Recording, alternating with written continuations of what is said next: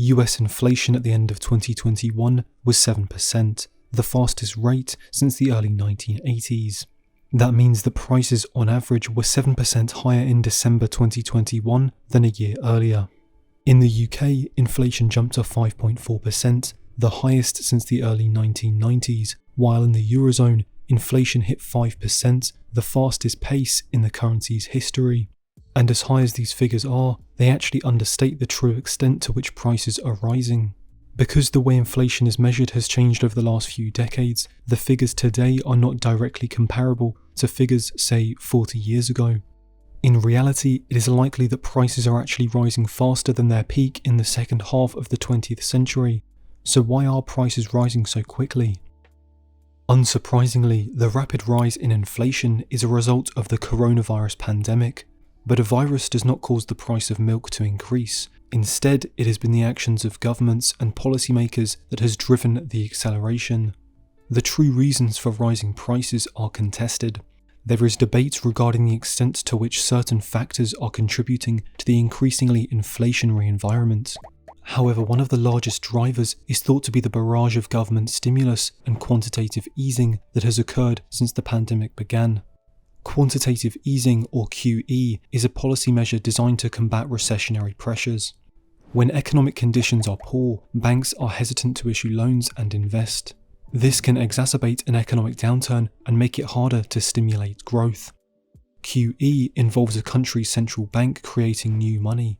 This increases the supply available to banks and encourages them to lend and invest, which helps stimulate the economy.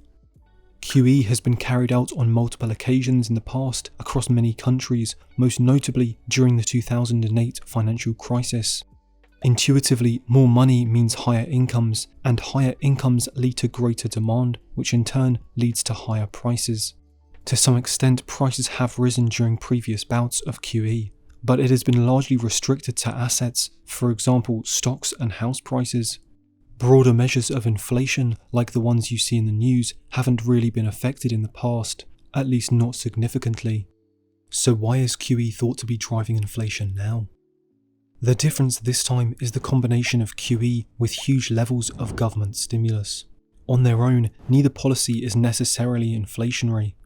Government stimulus is supposed to increase the incomes of households, making them more likely to spend and generate economic growth. But where does the government get this stimulus from? A government's income, which is the money it can spend, comes from taxes and bonds, a form of debt. For stimulus, the government raises cash from investors by issuing debt in the form of government bonds. It then hands out this money to households. This doesn't increase the money supply, it simply moves the same amount of money around, redistributing it. But if we introduce another player, things change. With a central bank implementing QE, new money is created to buy these bonds with. And so now the government is giving out cash directly to individuals, which was funded by creating new money.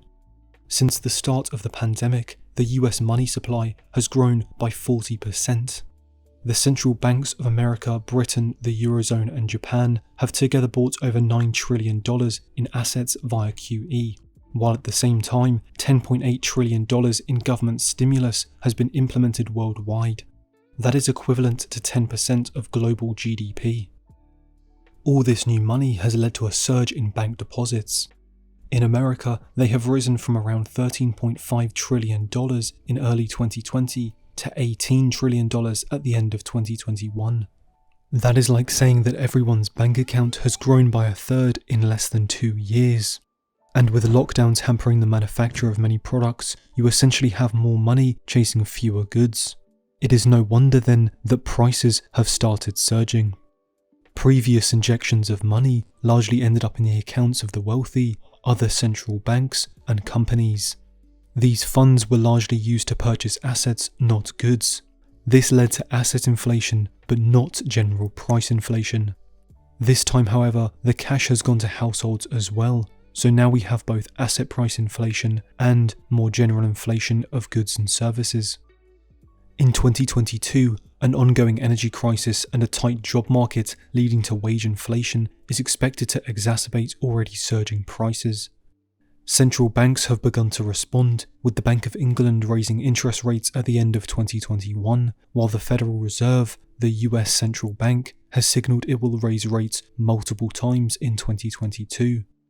As inflation marches higher, we will have to hope that policymakers are able to tame prices just as well as they inflamed them.